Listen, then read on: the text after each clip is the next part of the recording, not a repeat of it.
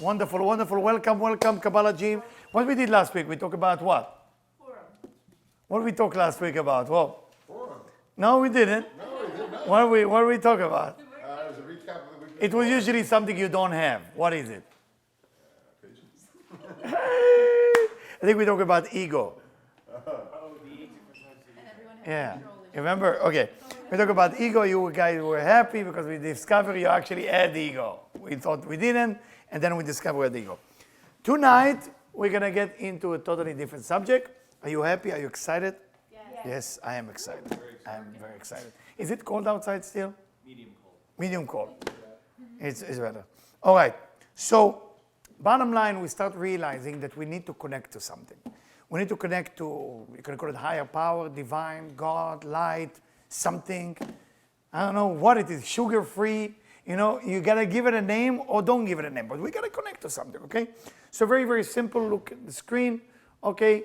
In order to connect to our soul. Because eventually, is our soul is the connection to that knowing everything thing, okay? In a perfect way, we need to have affinity with the source.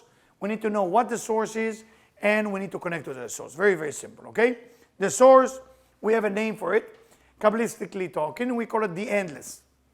It's a weird name, right? Who want to connect to the endless? Endless. Endless. Or some Kabbalists call it creator.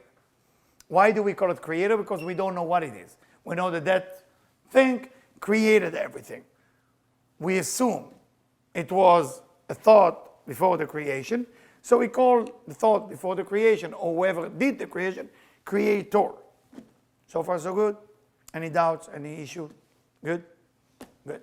Now, this we have an issue with. It's called the endless. And the idea of the endless is, how do you connect to endless when everything in your life is end? Everything's end. I'm not talking about dead end. I mean, we hate, right? You drive to a place and dead end. Nobody likes it. But we talk about, like, where in your life do you see endless? Nowhere. Everything comes to an end, unfortunately. Life, which is sad. Health, sad. Money, and everything. There's end. There's end. Everything is end. The product you're buying on TV is all about promising you longer term, but nobody promises you endless. Think about it. Should I give you an example? You're familiar with what I'm talking about, right? I mean, all men buying everything for sex, but it promised them long-lasting, but it doesn't say endless. Yes! Endless! No, nobody said that. You didn't think about it. Or you get Advil. Where are you getting Advil? Oh, that's a long, they give you now with the gel. It will be a little bit longer, 4 hours extra. Endless, it don't exist in our universe. So the soul coming from that place, okay? Is that clear? Soul coming from a place called endless. Body comes from a place of end. That's why the end of everything is they bury the body. They don't bury the soul. The soul never can be buried because the soul coming from a source of endless. Let's understand more. All right. What happened in the beginning of that source of that creation, creator, endless? Endless giving force create a vessel of endless receiving. You need to remember that, guys. It's very important. This is the only creation that actually took place. And I cannot talk about it forever because it will take me about 20 to 30 years to cover that subject. But I will give just about simple concept.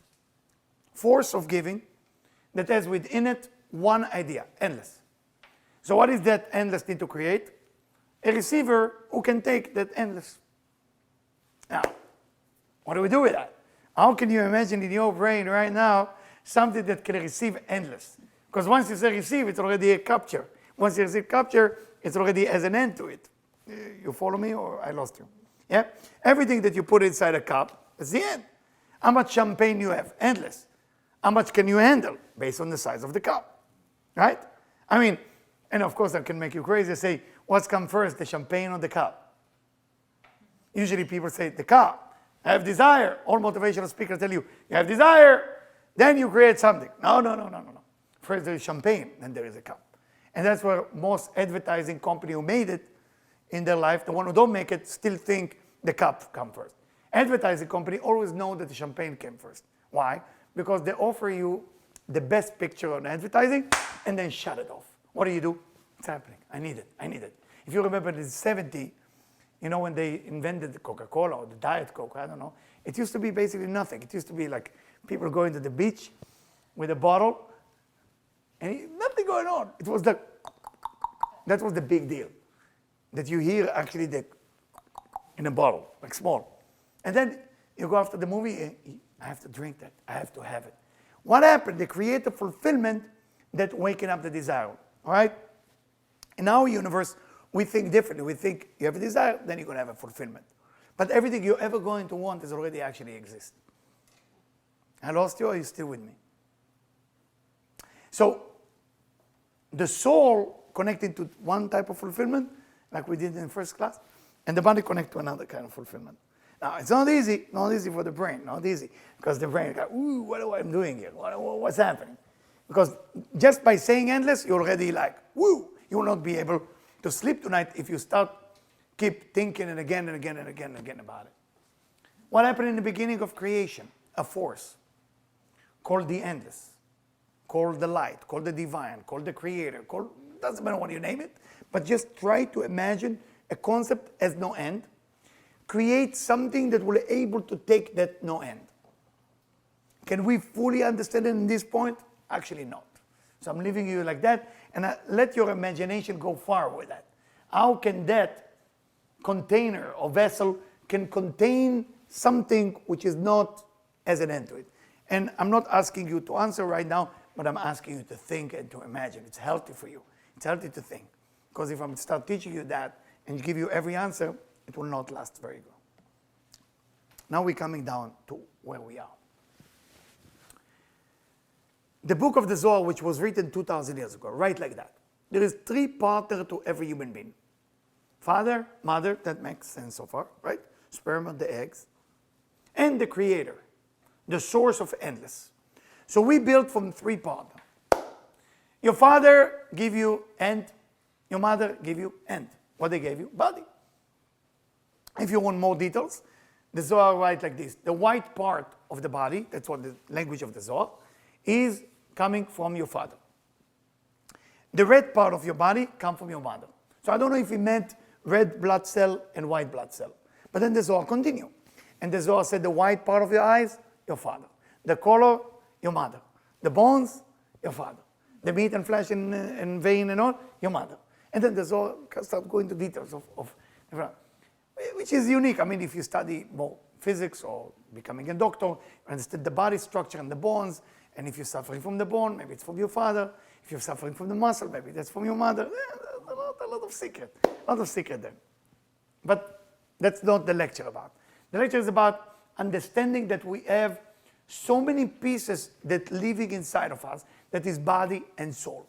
That the body has an end consciousness to it. And the soul has an endless consciousness. You put them together, we have a problem. We're already living in a problem. People try to solve issues with a wife, with a husband, with country to bring peace. We have to first stop and understand, hey, the war is inside. I have an end fighting with an endless. And I don't know how to make them get along. I don't know what's happening. Not everybody's doing Kabbalah gym. We have a problem here. So the creator, which is the source of the endless, when we talk about the body frequency, like we talked last week and the week before, it has to do about dependency, your body, right? Giving with attachment always, okay? Guilt, shame, reactive, there's a list forever. It's always attached to an end, right? I mean, I can imagine you all have some mother and father with some issue. I did. I mean, my father passed away. Tomorrow night is the death anniversary of my father. And good man. My mom is an amazing woman. But they come with their body frequency and soul frequency issue. And I remember my mom grew up during the Second World War in Libya. And she had to be hide in the Nazi came to Tripoli. So they have to hide her in a Muslim villages. So being an Orthodox Jew, going to Muslim villages, and that's where you hide from the Nazis. Kind of And her father is not even there. You know, he had to go to the camp or whatever. So my mom, for her, saving food is an issue. There's no waste of food. In my house, there's no such thing as waste of food, the way I grew up. The tomato, don't worry. We're going to do a plastic surgery. We're going to get the knife, we remove that part, and here's the tomato is back to life. My mom got to a point that she tricked us one time. She made a meatball, but it wasn't meat. He invented the soya thing before, but it was actually used bread. She took a used bread, soak it a little bit in eggs and water and spices, make it, and she didn't tell us, because if she tell us, nobody will eat it. And we eat, and in the end, in the evening, say, did you like my pasta and meatball today? Say, yes, it's much better than usually. Say, good, it was bread. That's my mom, Gemini. Yeah, she tell us in the end. So, my mom, when I start working, would still eat bread left over from yesterday. Because in Israel, every morning you buy fresh bread. They have it fresh. Arrive 5 a.m. and you go and you can have half a loaf and they cut it for you, whatever amount you want of bread. It's fresh on the spot. Come, you buy it. So I've come, everybody want to bring a loaf of bread home, which has just been made half an hour ago. It tastes different, it smells. So mom, look, I bought bread and it's really cheap. It's not a big deal. It's like $2. No big deal. And my mom said, this is her voice. It's okay. It's okay. It's okay. You go ahead. Go ahead, eat it. That voice, guys, left a guilt in my soul. That every time I want to enjoy food, by the way, and I love food, every time, it's like I'm looking at the food again, but my mom wouldn't have it. So when we give guilt to people we love, and we do it a lot, by the way, people we love, especially people we love, we want to give them guilt, we want to give them shame, we want to teach them a lesson. It's always coming to bring them back to a father-mother concept, to the body consciousness. It's not taking to soul. To teach the kids to a soul consciousness is actually how not to have string attached, how not to be depending on you. But most parents or people that we love, we don't give them that freedom. Hey, I love you. I love you. You belong to me. It's like couples getting to a divorce. So let's say I'm meeting them. So the wife tells to the husband, after 22 years of marriage, she look at him and say, how can you do this to me? So the husband, this was very good answer of the husband from intellectual point of view, not from emotional point of view, but I found it and I smiled and she saw me smile. She didn't like it, but then I explained myself. And he answered, I didn't do it to you. I did it to me. Oh, you heard that answer before? Wow. He said, I didn't do it to you. I did it to me. And I'm smiling. I said, wow, that's that. I don't hear usually that answer. And so after she didn't get upset, I said, okay, tell us, what did he do to you? I said, I was looking for love. I didn't find love anymore. I'm doing it for me. I'm not doing it against you. Yes, you experienced pain. But and then she gave a list on a paper. That's all the thing I did for him. Very organized. And another paper. Wow. Perfect woman. And he said, I don't know how to explain. I can't prove myself right in a logical way. I know I'm feeling guilty. He said, I hate myself too, but I can't do that. Every time you bring a person to an end, you bring a body frequency. Whatever people do it to you, or you do it to them. Soul frequency has to do with forgiveness. What is forgiveness? Forgiveness is no longer that you attach to anything. You're not attached to things that are here and there is no growth. You move on. You move on. If you're not capable to forgive people, that means you are in a body still. You didn't get to the soul. Sharing. Why people don't share? You ever met a real cheap person ever in your life? Ever? A real cheap, like sick, not they save. You know, my mother loved to give charity, but she liked to save at home, bread or tomato. But there is cheap beyond, in another level. You ever met, anybody have a good story like I didn't hear before? Come on, impress me. I like to hear a story. Like funny. It's got to be funny. Come on, Bob. It would be Lashon Hara. No name, no name, no name. No name. A person, say a person. Lashon Hara mean gossiping. Family member of mine got arrested, and another family member of mine was too cheap to bail her out of jail. And I had to literally take him by the shoulders and shake him and say, "You don't do that to your own flesh and blood. You got to get her out of jail." And I literally had to force him to drive to the bail bond place and go through the whole thing. That was pretty cheap. Okay. All right, betting out some people. Now, I know some people that will hide in a toilet until the waiters will go with the check in a restaurant. So the other people at the table. Yeah, I send them to a psychologist. No, I told them it's not, they're not bad people. It's a sickness, by the way. It's considered a sickness. And they're taking care of it. It's a part of OC group and all this and that. It's not easy. Now, why they can't share? Did you ever ask them? They are not believing that there is enough.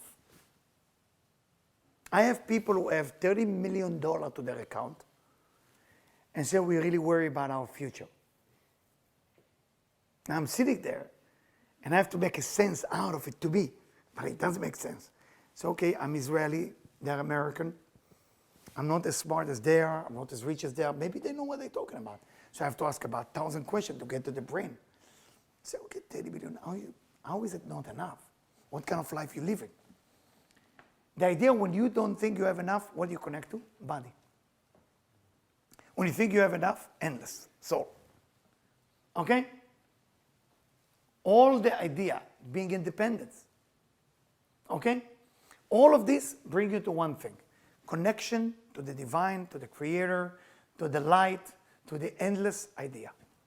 When you cheap on yourself or on others, by the way. And because I grew up with two parents that has to survive, they didn't have. So to go to a restaurant, for me, was happening first time when I was maybe 17 and a half, just to let you know. Never understood what restaurant is. So to go there alone, without my family see me, and nervous to see the restaurant, I didn't even know how it worked. What is a tip? What is food? What's happening? I know it sounds weird to you.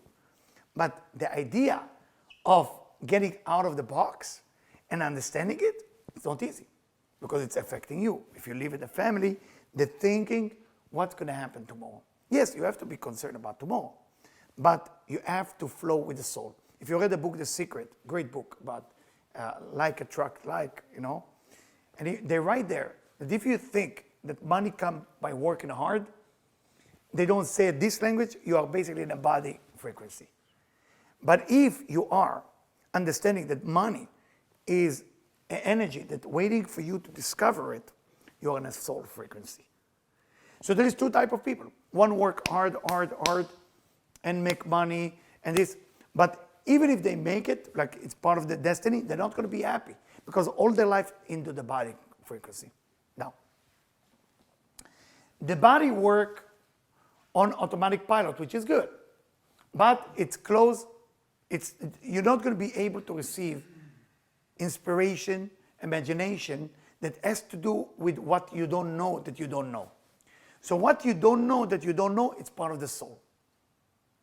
Okay?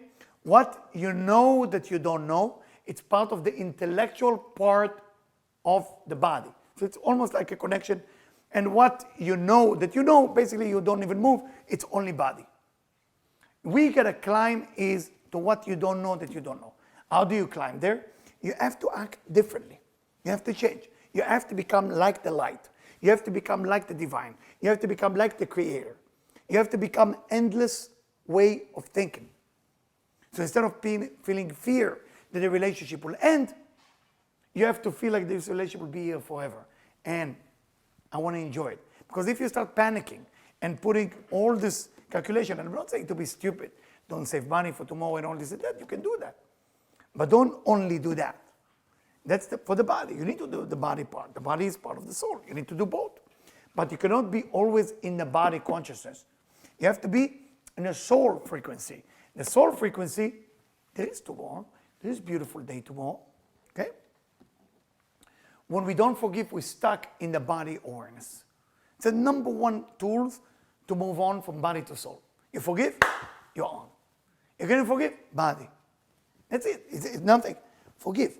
Forgive who? Forgive yourself. Forgive people. Forgive God. Forgive the universe. Forgive nature. Until you can forgive, unfortunately, I will tell you, you're still in the body. And it's not fun being just in the body. You need the body a little bit, few percent. You need it. Because the body is taking care of the soul. It's carrying the soul like a cup. But you cannot be all day long inside. All right? All right. So spirituality mean what? When we talk about spiritual people, it's people who are acting like the creator. What they do, they're creating. What are you creating? What are you creating for the universe? I asked a lady this week. She shared with me what she want to achieve. I said the universe have language. It's called give and take, or yin and yang, or inhale and exhale. It's a way. It's a way. If you want to receive something from the universe, what are you giving back? So she shared with me, I'm giving my wisdom, I give this. So no, it's not what you give and get credit for, it's what other people benefit from your existence. If people not benefit from your existence, you're not a creator to them. Children, for example, benefit from our existence as parents. Food, home, everything. We work for them. What are we working for? What are you actually working for? What's the purpose? What are you doing? If you know you're single for the rest of your life, how much money you need? You work, you do your vacation. Most people don't want to have kids. That's the reason, by the way. When people come to see me and say, I don't want to have children. And I ask them, why? I say, well, I see my friend. Who need the college, the money. You become a creator in every situation. You become a soul consciousness. So when you meet someone, I have a lady that hired me in New York to help her to find her soulmate. She called it a soulmate. So I said, deal. I need you, no matter what happened with the date, you have to do 3 dates with each person, even if you don't like them. So yeah, I didn't hire you for that. So okay, if you don't, no deal. No deal or no deal. So what does that mean? I said to her, first time you meet the person, there's 2 choices, like him or hate him. Like him, good. So you can do it 2 times. Can stand the guy, right? What do you do 2 more times? You're helping him. You start correcting him. You tell him this will work better with another woman. That will be better. You can change. And you tell him, it's not for me, but I want to become like the creator and share. When you think sharing, when you think creator, when you think soul, everything starts to change for you. When you think receiving, me, and myself, and selfish me about everything we do, food, relationship, then there is no room for the light to come in. Turning reactive awareness to creative awareness. Be creative. But don't be creative so people clap their hand. That's how all the stars sing and act and this. It's all day long about me, and myself. I don't want people to clap their hand. That's not creative. That's also receiving. I'm using creativity to get the attention of people and grab their soul. That's why when you go to the comedy club, you're going in expecting your life to change after you go to comedy club. And you laugh. On the way home, 10 minutes after, you get text, you go to email, Facebook. What happened to all the love? Love factory, it's called, right? Why can't I take it in a battery, keep it for the whole week? What happened? Because the performer also needs energy from you. You think it's only one side. You both. You come there for you to be entertained, and he needs to entertain you. So he needs not just your money, but your attention. That's how it works. Between two, there is a relationship. Both of you do what? Receiving. You both suck the energy out of each other. And that's why you will go home empty too. I don't know if you ever talked to a comedian after the show. I did. I love to do it all the time. Go to the side, they're usually in the bar, in the corner, behind. You want to see them. So you go to the corner, to the side, you don't see them, go there. Go talk to them. I talk to them. Love it. Hey, how you doing there? Very very serious people. Or if you want to see it on a movie, there is a good movie with Robert De Niro, I think. It's called The Comedian. I think it's called The Comedian. It's a sad movie. It's not funny. So you have to be ready. So you see the different angle, different POV of the whole scene. What I'm trying to present to you here is very simple. When we try to think what we're going to get, there is always a problem. Money. Why do we give to people we love? Where does this need come from? Talk to each other, please. Group of 5, group of 3. Answer those 2 questions. I give you 2-3 minutes. Please, talk to each other.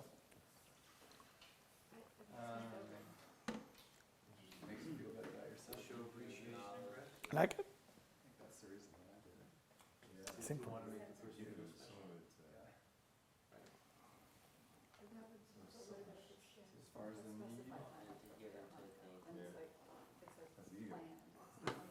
What do you think?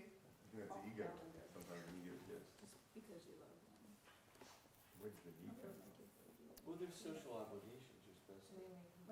But where does this need come from?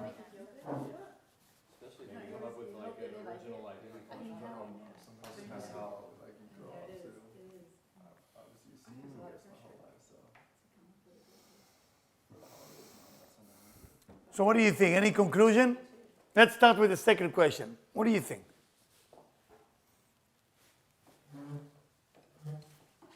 It's a simple question. Come on. It makes us feel good to give. Why? What about the Creator?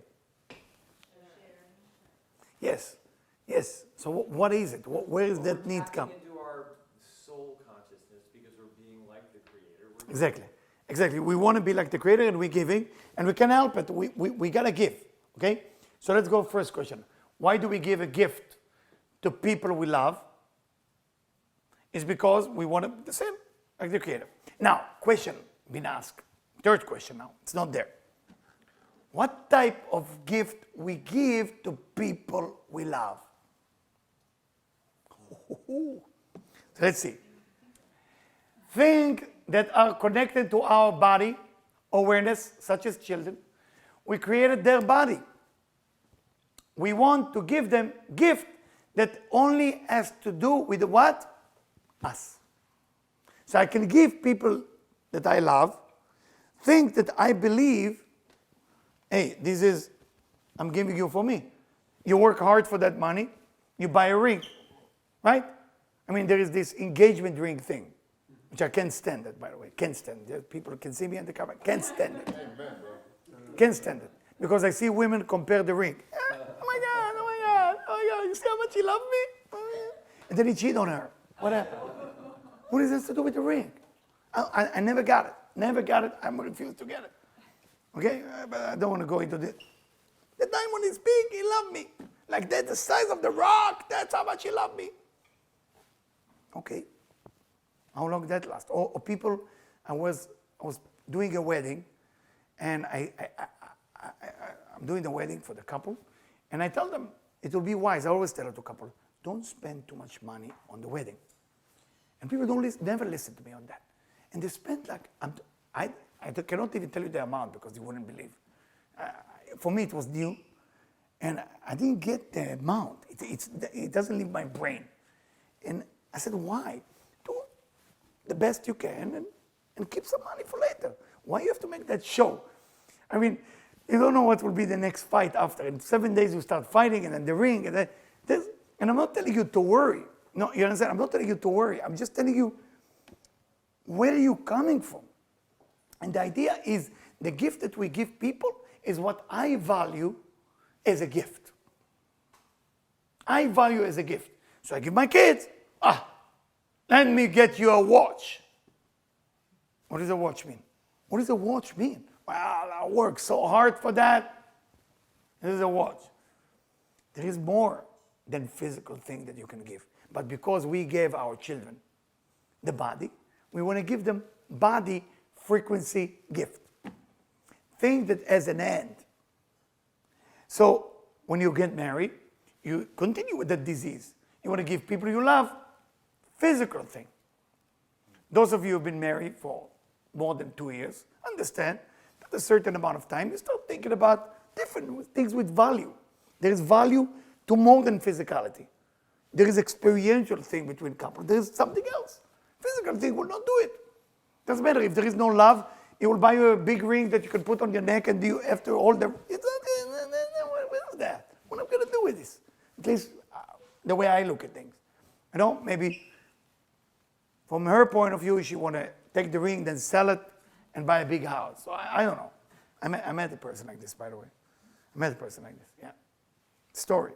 So many stories in my head. Okay. We call that feeling shameful bread. That's translation I found in dictionary, or bread of shame, those of you who did Kabbalah before. Shameful bread is only happening, that's a new discovery, guys. It's only happening, we create when we want to give people we love things that only connecting to us. That's a new discovery. We thought every giving would be bread of shame, those of you who studied before. Shameful bread is a translation from the Talmud. It's called Nahima Dechsifa.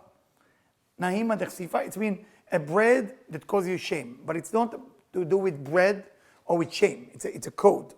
It's a gluten-free bread, okay? It's not what we think it is.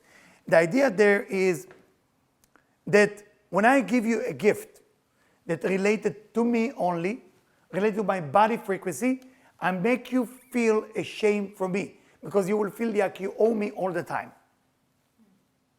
Only when it's body frequency. When you give a soul frequency gift, the person will never be ashamed. I want to teach you that. It's very important.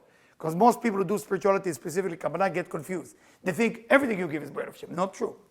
If you give physical thing that attach to the body frequency, it will create a bread of shame. And I know you're still confused what is a bread of shame. I'm about to explain it, okay? Don't worry. I'm ready with a story even. The only gift you can give people you love, it's called something non-physical, and in one word, my friend, one word, independency. And second gift, connection to the endless or connection to the Creator.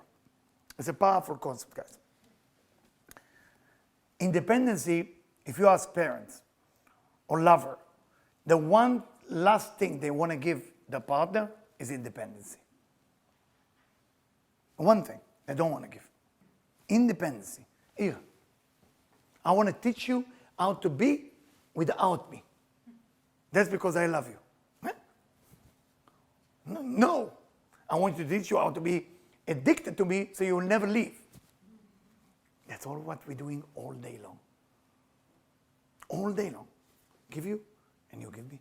Give you, and give me. Almost like the birds, you know, when you put the crumbs and they come. But that's not giving a soul frequency gift. If we will be able to give those two things, the people next to you will never be embarrassed from you. I mean, the Chinese, they say the Chinese say it. Ask Chinese, they never say it. You know, you love a person, you teach them how to fish, you don't give them the fish. You know, that's what they do. So when I was in Hong Kong, gave the class, say, Eliyahu, by the way, I want you to let you know, we never say it. But you American always like to say, Chinese say when you don't know what to do with the verse, Chinese say it. We never say that. It's funny. It's exactly what they say. So I see that the bread of shame concept is not yet clear, so we're going to read to you a story. Story for kids that you will love. Anybody want to read? You want to read? No? You want to read? Yeah. Good. Okay. It's a beautiful story for children. I think you're going to like it. One day... I'm sorry, the screen doesn't show it. Okay. Okay. One day, an opening appeared in a cocoon. A man was sitting for hours and watching how the butterfly was struggling to push its body out of the small hole. Wait, is it on? Yes. Oh, sorry. I'm looking at something. Yes. Suddenly, the butterfly stopped progressing. It seemed that it could struggle no more. At that point, the man decided to help the butterfly. He took a pair of scissors and cut open the cocoon. Then the butterfly emerged freely, except that its body was atrophied and its wings were withered. The man kept watching, expecting at any moment to see the butterfly's wings open and spread to support and structure the butterfly's body. But it never happened. Actually, the butterfly spent the rest of its life crawling with atrophied body and withered wings. The butterfly was never able to fly. Why? Because he kept Yeah, go ahead. No, I want to hear. When he cut the cocoon, it was actually necessary for the butterfly to build its strength in his muscles and his wings. By doing that, he did the butterfly in its suit. Very good, very good. Very good. That's the actual answer. But think about it. How many times you find yourself helping people and make them depending on you? You actually make them depending on you. And then you complain, how come they don't fly by themselves? How come they can't do it? But we don't, the struggle, and people said the children subject to courses, do this, it's not the same. They have to go to struggle. You know, I was teaching in a different rehab, and I'm sure you heard about the program called 12 Step.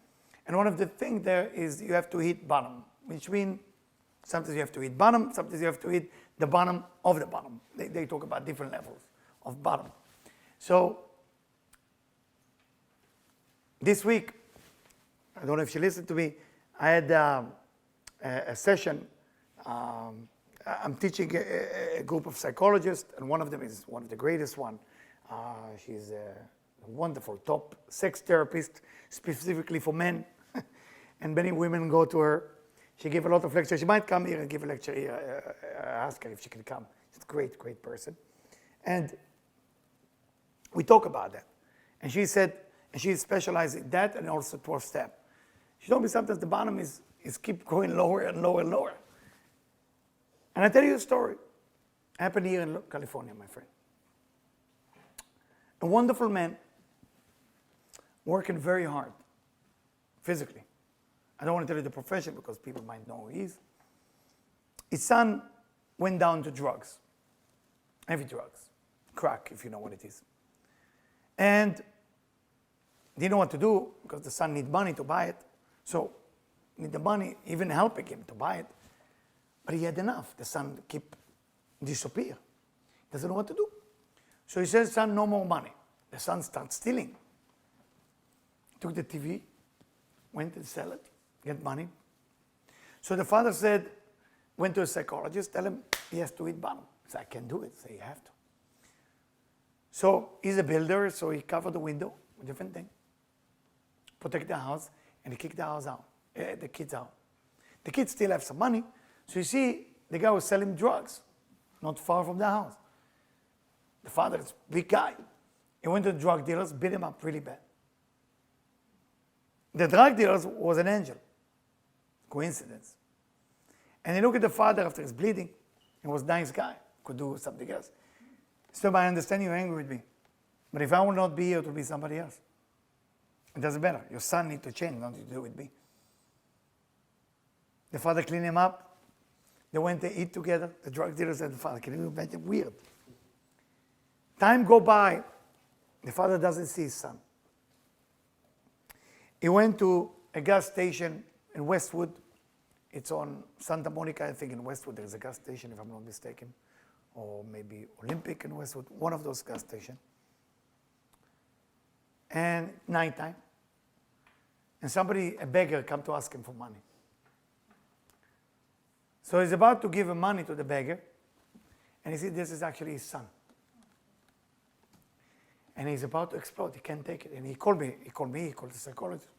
Like, he can't take it anymore. He gave him $1, $2 to his son. And he's just asking himself, why? Why is that happening? I mean, he was lucky, even if I don't believe that there is lucky, I mean, there is cause and effect, that his son turned around. Now they're a partner, they work together. His son hit bottom, he went to very dark places. Went to rehab, cleaned himself, and even the rehab percent is about 8%, 6% to 10 is the maximum, 6. He was one of those 6% who made it. And he made it and worked together with his father. My dear friend, the gift you give people you love could be destroying them. You are enabling the people, but selfishly you want them to be dependent on you. You can do it with your wife. You can do it with your husband. You can do it with your kids. The reason things are not working in relationship is not because something is wrong with you or you are bad. is you're creating dependency on the body frequency. And when there is only body frequency, then what end up happening is breath of shame. And breath of shame means that you're always gonna fulfill the need of the other, and they will always cannot stand you being in their life. It's a weird situation. And then the parents ask, why my children don't appreciate me? Simply because you give them everything that will keep them love you in a fake way. Try to take away from the people you love everything you give them. Check the level of love. Take away the phone if they're children. Take away the phone, the car, everything. Remember when my children were young, one of the things I did is to practice with them to eat food from their plate. Rude. We have food, everybody have food. I'm reaching out to your plate and I'm eating your food. And in the beginning, of course, my children, like the dog. Why did I do that?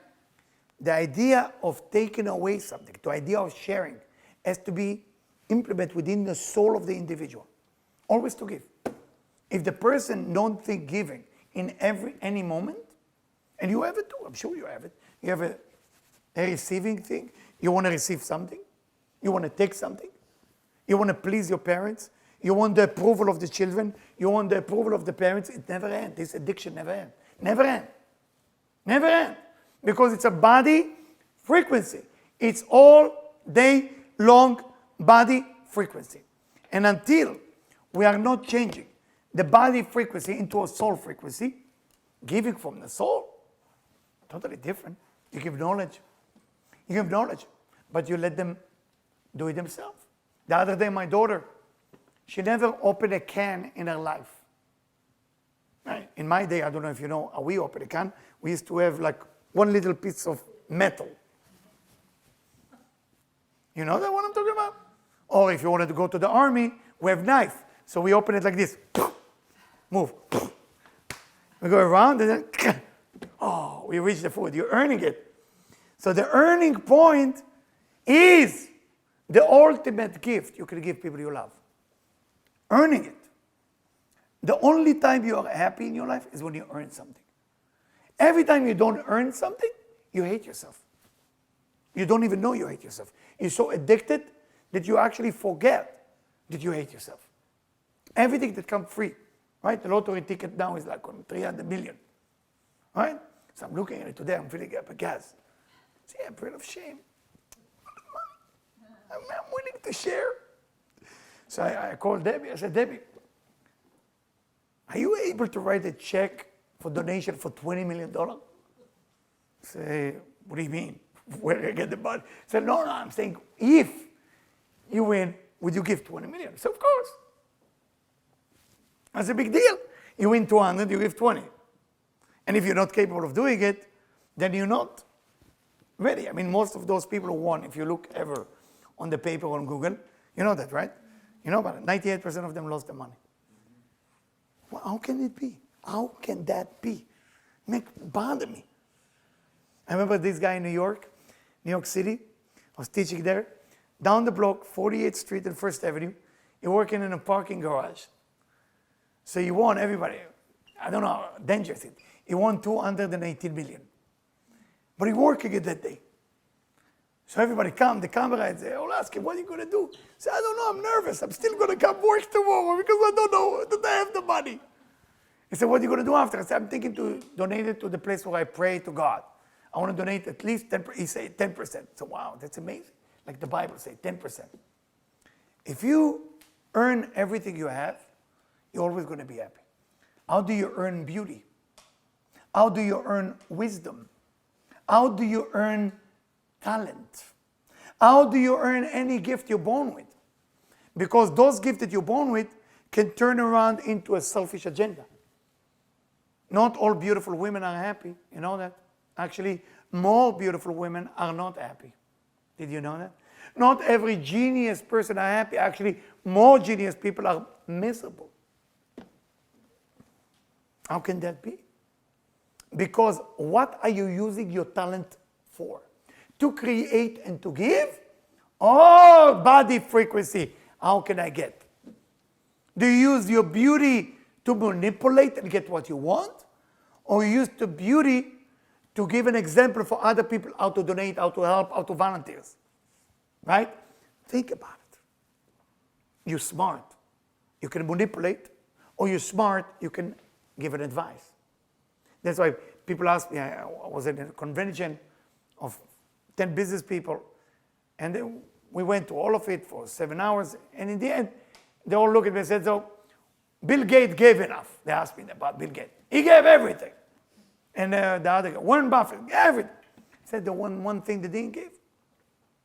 What do you mean? I said, I want them to go from city to city, not to make money anymore, for free, to have a convention, 1,000 people, every day. That's their job, to teach people how to make more money.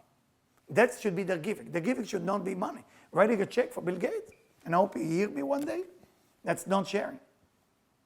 Sharing for Bill Gates would be his wisdom has to be shared, not his money. Everybody has to know after tonight's class, what is your gift that you're not willing to share? That's what makes you stuck in the body. You're born beautiful, you abuse people, that's wrong. You're born smart, you manipulate people, that's wrong. You're fast, you're athletic, and you don't know how to use your speed for giving, find a way. Don't just be on TV, oh, I'm the best. That's why all those athletic people, I don't know if you know that, lose most of their money by the age of 45. It's weird. They make a lot of money. How come they don't make it? Because the money been earned based on the talent. And if this money will be somehow shared, or the talent will be shared, they teach people, it will be good. All of you have a gift, have a talent that you have to discover what it is. Are you using to share this talent with no string attached? Or are you using that talent to impress people so they will like you after? I remember at the beginning of my spiritual journey, I became a famous palm reader and a face reader and a psychic reader and an angel reader and a dead angel, whatever it is. So then it was on the news, all the stars from Hollywood coming to Eliyahu Jian.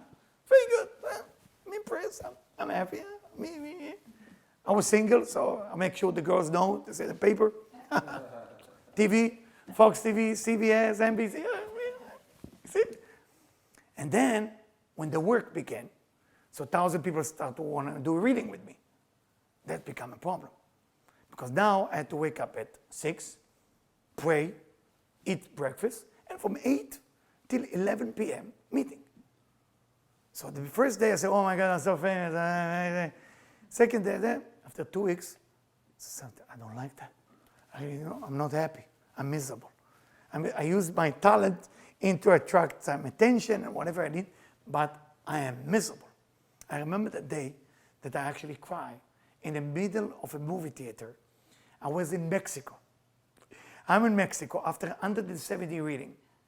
And the group who hired me saw me that I'm basically walk like a zombie, said, can we take you to a movie? The movie was with Matt Damon, one of his first movies when he's like a genius guy in a school. Good Will Hunting. Try to imagine you are in Mexico. I want you to be with me that second. Mexico, everybody speak Mexicano, Spanish. And I'm there, I don't know if you get the feeling, like I don't know what's going on. There is a mall and it's a very nice Polanco. And there is a movie theater, fancy, and everything's been taken care of for me. They give me everything. This group of people take care of me. And they're so happy to be with me. And at that moment, you're supposed to be fun. It's a movie time. And I'm crying the entire time. I say, I can't do it. I just can't do it. I just cannot believe that I abuse my gift of reading people in a way to get attention. And now I'm not happy with that. And I didn't have a home because I had to travel from city to city, country to country, all over Europe, all over South America, North America. And in the beginning, it's cool, but you're alone. You're alone at the plane.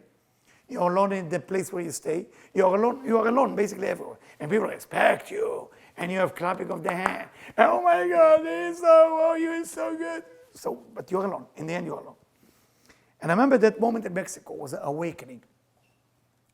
And I prayed to God. And on the plane, Air Mexicana or something like that, I think it's called, I was crying. The person next to me thought that I'm weird. When I cry, I said, I don't care. I'm looking in the window and I'm crying. And I said, God, help me. I'm addicted to that attention. But in the other end, I'm separating myself from people because I'm using my gift to manipulate and get people to love me. I can use it. That moment in my life was a turning point in a way that I start understanding that you can use your gift, and everybody has a gift, guys. You have a gift. You might know it, you might not know it. Some people know how to be friends. They know, they just know. They go into a place, 1, 2, 3, friendship. Some people know how to be funny. It's good, but you can be manipulative. Yesterday I was invited to play tennis with 8 people, group of people, in Westwood Park something, library, whatever the name of the place. Very, very nice place. I'm going there, I don't know none of them. Usually I'm getting nervous. So okay, what's the big deal? Second problem I have, if I see somebody do a mistake, if I play double, I usually like to tell them, hey man, next time, please stand here or move to the right, be better. You know, engineering the thing. So my wife is watching me, she comes to see if I'm doing well in the game or in behavior. And I'm playing with a lady from Thailand. And she refused to go, it's a little bit next to the net. So I'm telling you, it'll be better. And I hold myself, I bite my tongue for 25 minutes. It wasn't that bad. But after 25 minutes, I said, please. And then the second thing I tell her, don't give ball too high for this guy, he's dangerous. And in the end, I said, why would I do that? Why would I do that? Why couldn't I just play the game? I mean, she's not going to change. I don't know if she ever going to see me again after that. Why can't I be just smooth and go? Because I love to help people get better in whatever they do. It's good, it's a gift. It's a gift, right? But how do they use this gift? Did she think at that moment that that's a gift? Or she think, what is he judging me for? I come here to play. It's 8 o'clock at night. I have enough in my office. Well, who is this? Next time I'm not even inviting him. I'm going to put no. The idea is how you're using your gift. Are you using your gift to create a new moment for others? Are you using a gift that you will come out smart, in my case with the tennis? Or she will, now if she listens to me, will she get better? Yes, but she's not ready. It's not my business. If she come and ask you, she have a desire. She have a container. Remember in the beginning of the class? Endless, want to give, container, want to receive. She have a container. So she come and say, hey, do you have an idea how I do it better? Of course. No problem, then you can give. But if they don't ask you and you just give, they didn't earn it yet. And if they don't earn it and you give it, you're burning them. You're killing them. And that's how many times I see a husband who's overly give the wife, or a wife who overly give the husband, and it's a disaster. I almost did it Sunday. I saw a woman who overly give the man. And I want to correct her because I see how the man is about to leave. Goodbye soon. You know, she's choking him from love. You know what it means, choking from love? There's only love. Flowers and love, no challenges. Most beautiful life. The guy doesn't need to move. Nothing. Everything's been taken care of. He's run out of what can he add to that.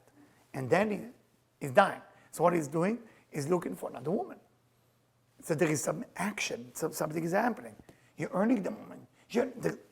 Otherwise, taking care of everything. Going back, true giving is teaching another person independency and internal connection to the Creator. You need to remember that verse, guys. When you give to someone, from now on, you stop and say, what I'm going to tell them right now will make them dependent on me, or will make them free without me. Second question you can ask, am I teaching them something or sharing with them something that will connect them to something called divine? It doesn't have to be divine, creator, God, light. You can call it any name. It will connect them to something higher than me. Those are the two things you have to ask. Now, I would like you to think about one person who they are alive, they are around you, okay? So think about one name in your life that you love very much. And I want you to maybe close your eyes. And I want you to think, what exactly are you giving them? What exactly they think you're giving them? Third question, is it the same?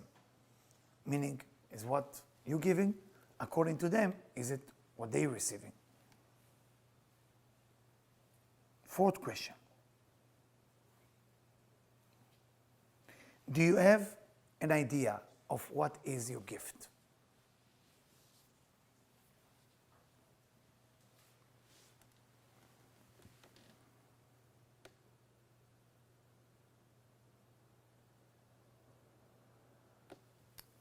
And the last question, are you willing to share that specific gift with the people you love,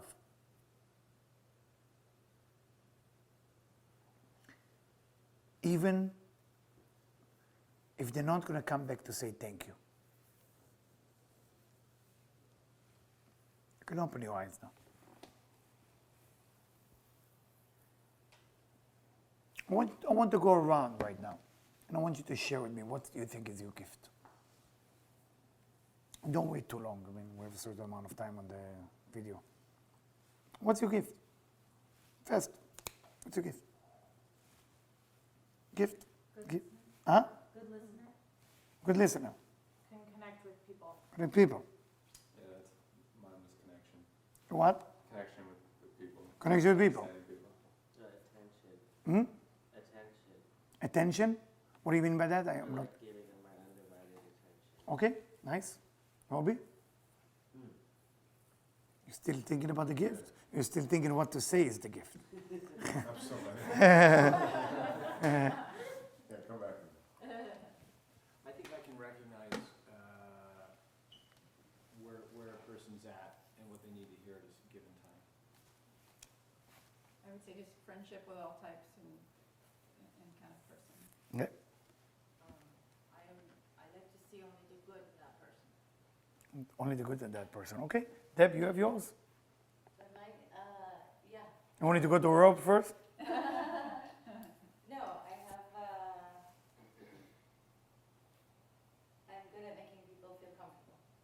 Make you feel, yes? I think I have a high level of compassion for people. Of your own compassion. You think or you sure? I'm sure. How do you teach it to others? Okay, mine is basically seeing the potential of a human being way before they see it and get them there. So that's why sometimes it can come across as a correcting them. But if I see the person, let's say 3 years from now, and I want them to get there, now we'll feel uncomfortable. But if they can see what I see to bring them there, they will listen to all those lessons that I'm trying to tell them. Now, the idea with the gift is how do we use it now? And that's the number one lesson. You gotta take your gift and turn it into something that you know will be good for the other person. Now, if you feel that you need to do it, stop. It's a breath of shame for you and for them. If you feel that they have desire to do it, you have to ask a question all the time. You said, do you mind if I say something? But that doesn't mean they give you a permission. That means that they actually don't mind for you to talk. Once you talk, you stop in the middle of the verse. And you have to ask again, can I still continue? And in the end of the verse, you say, does it make sense? Is it useful? Should I explain more? Always checks the level of the desire. And then detach before they're going to come and thank you. Because then it's a body frequency. All parents teach the miserable kids, say thank you, say thank you, say thank you. You give chocolate. Uncle gave them chocolate. Thank you. So I go to a synagogue. In a synagogue, there is an old man with a bag of cookies and a bag of candies. And the kids now robotically go to the old man. Thank you. They say thank you before even they ask for the candy. They don't say candy, they used to say candy. Now they say, thank you. The thank you has no value. Well, what is the thank you? You know? The whole idea is to get to a place, my friend. They need to earn it, yes. But you need to earn it as a giver as well. We creating for them or giving them a chance to create their own life. We creating a chance for them to have a better life. A good relationship is when both sides helping each other to get to a better level without each other. Not together, without each other. So when you are alone and the partner is alone, you're great. And then you meet together to talk about it. Your children, the best time is when? Thanksgiving. You want to see that whatever you put in the pot, I call it chulent. Most of you don't know what chulent is. Chulent is a dish that you cook for 24 hours. It's like a Louisiana beans and meat stew. That's actually what it is. So you let it sit for a long, long time. And why I call it chulent? Because you don't know. The children is like you don't know what's going to happen. You put everything inside. You're not allowed to touch it. And at 12 o'clock in the afternoon, the next day, you would know. Please. So on Thanksgiving, whatever you put there, they're coming back from college. Whatever you build, if you teach them to be independent. Remember the first day my son told me that he bought a pizza business. So normally, father, exciting. So I'm excited for about 1.5 minutes, and my potential side come out, the corrected side. How much you pay for it? How much you make money? Let me see how much money. But inside of me, I was still happy. He went for it. Now I heard he sold it. You know, his last day of the business is before Passover. I said, smart. Passover, nobody's eating pizza. But am I thinking about the other guy who buy it? That's another question. You see, it's complicated. All that I'm sharing, all that I'm creating, we cannot stop because it's always giving in the end. You always have to give in the end. Even in money. You benefit, everybody else has to benefit. So I asked him, is the other kids, is it a good deal? I said, it's a very good deal. He showed me how much money he's going to make. I said, okay, it's a good deal. Does he know it? Yes, okay. So it's not about, again, the pizza business. I was happy that he's able to earn $1 even. I was happy. Doesn't matter. All of us need to earn whatever we have, and that's come from appreciation and forgiveness, like we spoke in the first class. And all of us have to get to a place that when we give gift, stop with the dependency. Stop with that. Because you sometimes remind people with your eyes, hey, I give you this, and you do this. And you look, why are you looking back? You gave. It's over. Don't have a string attached to everything. Stop. Because that's killing the relationship. All right. Guys, I got to let you go. It's getting late. I love you. Thank you very much for coming.